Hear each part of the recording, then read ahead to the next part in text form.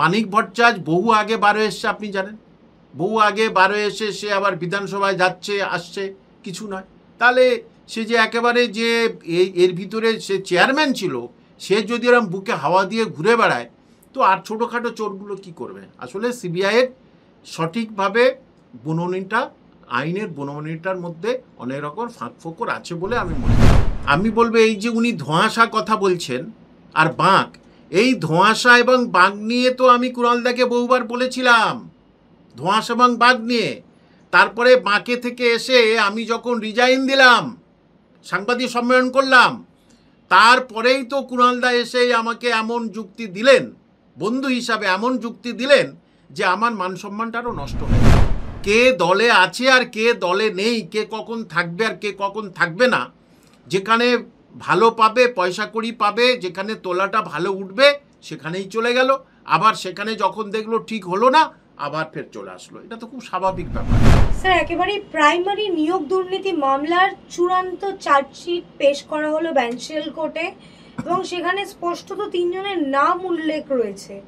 মানে প্রাইমারির বড় বড় মাথা বলতে পারেন, এরকম 3 জনের নাম রয়েছে: রত্না চক্রবর্তী, বাগচি, অন্যদিকে বিভাস অধিকারী এবং মানিক ভট্টাচার্য। কি বলবেন, কিভাবে দেখছেন এই চার্জশিটটিকে এত দেরিতে? দেখুন, এটা তো হওয়া স্বাভাবিক, কিন্তু আগে হওয়া উচিত ছিল। কিন্তু আমার প্রশ্ন যেটা, সেটা হলো মাথাটা কই? এই যে ছোট ছোট মাঝারি মাথাগুলো ধরে তো কিছু হবে না। মূল টাকা 75 আর 25 কোথায়, কার কাছে গেছে? সেটা থেকে কালীঘাটের কাকু পর্যন্ত তো চুপ আছে, কিন্তু মূল মাথাটা কোথায়? এই বিভাস এই যে আমাদের এরা সবথেকে এটা ছুটে ছিটে, এরা তো ছোট ছোট ছোট ছোট সব চোর, কিন্তু মূল চোরটা কই? সেটা তো সিবিআই এখনো পর্যন্ত ক্লিয়ার করলো না। দেখুন, মূল চোর মানে টাকাটা গেছে কার কাছে? মূল টাকা তো একজনের কাছে যাবে, না হলে তো হয় না। ডাকাতরা অনেকে দলে থাকে, কিন্তু ডাকাত সর্দারের কাছে টাকাটা যায়, সেটা তো এখনো সিবিআই ক্লিয়ার করলো না। আর আরেকটা হলো যে এই চার্জশিট হয়েছে মানে এই নয় যে ওদের ইয়ে হলো, সাজা হলো। এখন সওয়াল জবাব হবে, 10 বছর 15 বছর ধরে এটা মামলা চলবে, তখন কতজন হচ্ছে কে তার জীবন চলে যাবে, শেষ পর্যন্ত তখন মামলার রায় কী বার হয়ে দেখবেন কেউ আর নেই, তখন মামলার রায় বার হলো। নারদা নিয়ে দেখুন, সারদা নিয়ে দেখুন, এই বাংলার ক্ষেত্রে আমি বলছি যে একমাত্র সারা ভারতবর্ষের মধ্যে হরিয়ানায় প্রাক্তন মুখ্যমন্ত্রী ওম প্রকাশ চৌতালা তার ছেলের প্রাইমারির 2000 চাকরির জন্য জেল হয়েছিল 10 বছর। এই একটা ইনস্ট্যান্স যা দেখতে পেয়েছিলাম। তো এছাড়া এই পশ্চিমবঙ্গের ক্ষেত্রে এটা যে কবে হবে সে তো বুঝে, সবে চার্জশিট পেশ করেছে 2-3 বারের মাথায়, কিন্তু মূল আমার একটাই প্রশ্ন, ছোট, এবং তারা সব জামিনে বার হয়ে চলে এসছে, এবং এমন কেস দিয়েছে, এমন কিছু তথ্য দিতে পারেনি যে সবাই জামিনে অনেক আগেই ঘুরে তারা বার হয়ে চলে এসেছে। প্রাইমারি মামলায় কিন্তু পার্থ চ্যাটার্জিও জামিন পেয়ে গেছেন, পুরোপুরি ভাবে জামিন। একজন ছিল শেষ, পার্থ চ্যাটার্জিও জামিন পেয়ে গেলেন। যে সুতরাং এবারে মামলা চলবে কি, ধীরে ধীরে ধীরে ধীরে মামলা চলবে। সবাই যারা ওখানে জেল খেটেছে প্রায় প্রত্যেকের বয়স শেষের দিকে, 60-এর উপরেই, 70-72। তাহলে আর কদিন তারা হচ্ছে কি এই জগতে থাকবে, সেটাও তো একটা কোটি টাকার প্রশ্ন। সুতরাং বাঙালিদের মধ্যে, আমাদের মধ্যে, বা যারা চাকরি হারা বা সাধারণ বাঙালি চাকরি পরীক্ষার্থী, তাদের কাছে একটা বড় প্রশ্ন রয়ে গেল যে তাহলে এত বড় একটা দুর্নীতি হলো, তার কিনারা হলো না, শুধু যা চার্জশিট দিলাম। এবং ও একবার কি সিবিআই বলেছে বা ইডি যে মূল মাথাটা কে? তাহলে তো অন্তত মানুষের শান্তি থাকতো, হ্যাঁ মূল মাথাটা হচ্ছে এটাই। সামনে ভোট, এই চার্জশিটের উপরে ভোটের কি হবে? চার্জশিটের উপরে ভোটের কোনো কিছু যায় আসে না। যে সুতরাং মানিক ভট্টাচার্য বহু আগে বার হয়ে এসছে, আপনি জানেন, বহু আগে বার হয়ে এসে সে আবার বিধানসভায় যাচ্ছে আসছে, কিছু নয়। তাহলে সে যে একেবারে যে এর ভিতরে সে চেয়ারম্যান ছিল, সে যদি এরকম বুকে হাওয়া দিয়ে ঘুরে বেড়ায়, তো আর ছোটোখাটো চোরগুলো কি করবে? আসলে সিবিআইয়ের সঠিকভাবে বুননিটা, আইনের বুননিটার মধ্যে অনেক রকম ফাঁক ফোকর আছে বলে আমি মনে করি, না হলে এরা পার হতে পারতো না। চাকরির নাম করে টাকা তুলেছে, প্রায় 350 জনকে চাকরি দিয়েছে, এমনটাই সেই চার্জশিটে উল্লেখ রয়েছে, বেআইনিভাবে চাকরি দিয়েছে। 350 তো কম, 350 স্কুল সার্ভিস কমিশন এতজন হয়েছে, আর ওখানে 49,000 কি বলে তারা ওখানে শিক্ষক হিসাবে জয়েন দিয়েছিল তার আগে 2012তেও। তো এই মাত্র 350 হয় নাকি? 350টা কোনো দিনের জন্য সম্ভব নয়। যে চাকরি আরও বহু বেআইনিভাবে হয়েছে, কিন্তু 350টা হয়তো সঠিক প্রমাণটা তথ্য হিসাবে পেয়েছে। আমার প্রশ্ন এইবারে, সেই 350 জনকে ডেকে কি জিজ্ঞাসাবাদ করলো সিবিআই? কথা তো উচিত, বা এডির জিজ্ঞাসাবাদ করা উচিত যে কাকে টাকা দিয়েছো। সুতরাং আনফিনিশড করে কি হবে? 350 যারা হয়েছে তাদেরকে ডাকা হোক, তারা কারা, মানুষ তাদের দেখুক। যেমন এই নবম দশমের SLST 2016 নবম দশ 1000 যারা এইভাবে চাকরি পেয়েছে তাদের লিস্টটা অন্তত কিছু হলেও তাদের লিস্টটা তো পেয়েছে, কিন্তু এদের জানবে না এরা কজন, তাদের মুখগুলো কি মানুষ দেখবে না? তাহলে তাদের ডেকে জিজ্ঞাসাবাদ নয় কেন? কিন্তু স্যার এতটা কিসের প্রমাণের অভাব যে একের পর এক যারা দোষী তারা নির্দোষ প্রমাণ হয়ে যাচ্ছে? এতটা প্রমাণের অভাব থাকলে তারা গ্রেপ্তারি বা হচ্ছে কি করে? প্রাথমিক নিয়োগে কিছু বেসিক কিছু পিটফল ছিল, কিছু দুর্বলতা ছিল, কিছু প্রমাণপত্র ছিল, সেইটার উপরে ভিত্তি করে ওদেরকে ডাকা হয়েছিল, ওদেরকে কিছুদিন ওখানে গারদে রাখা হয়েছিল। তারপরে প্রমাণের অভাবে তারা বার হয়ে চলে এসছে। মানে সবচেয়ে ছোটোখাটো যে সেই কুন্তল, সেও বার হয়ে চলে এসছে।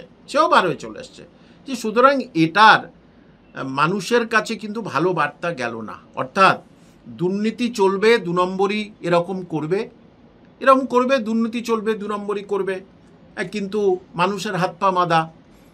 আইন হচ্ছে বহু বছর ধরে, সিবিআই ইডি বহু বছর ধরে এটা দেখবে, তখন যে কত সরকার আসবে যাবে তার আর কোনো ঠিক নেই।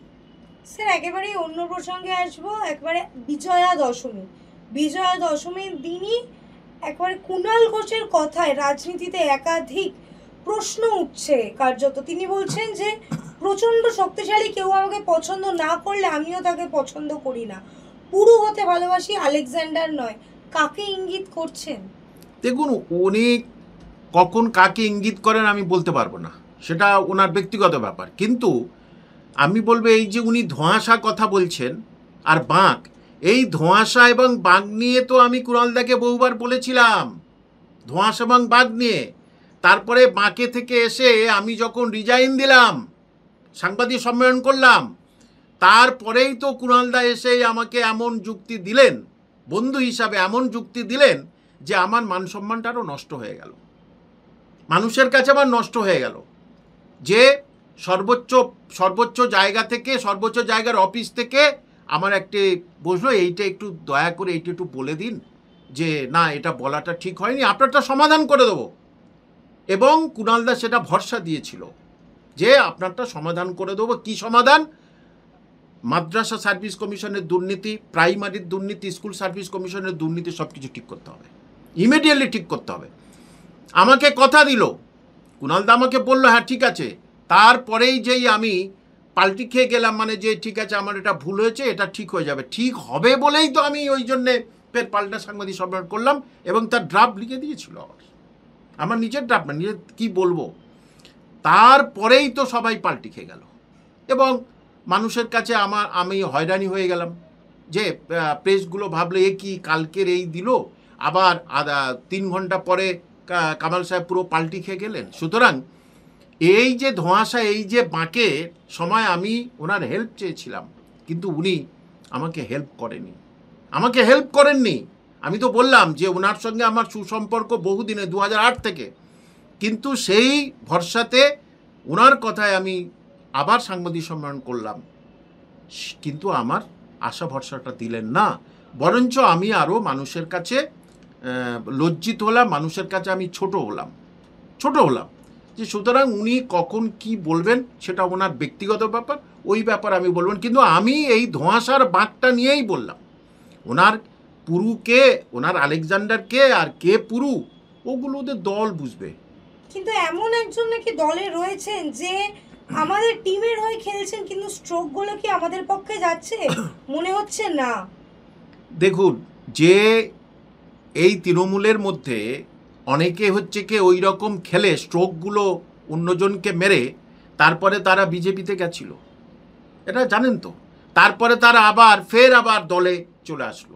যে সুতরাং কে দলে আছে আর কে দলে নেই, কে কখন থাকবে আর কে কখন থাকবে না, যেখানে ভালো পাবে, পয়সা কড়ি পাবে, যেখানে তোলাটা ভালো উঠবে সেখানেই চলে গেল, আবার সেখানে যখন দেখলো ঠিক হলো না আবার ফের চলে আসলো। এটা তো খুব স্বাভাবিক ব্যাপার। এবারে কুণালদার কার কথায় ওনার মনে ব্যথা লেগেছে বলতে পারো না। এর আগে তো 2-3 বার ওনার দেখেছি আমি ওরকম, 2-3 বার দেখেছি যে সুসম্পর্ক থাকার সময়ও দেখেছি যে এই সাধারণ সংবাদের পদ থেকে সরে আসলো, দেখলেন।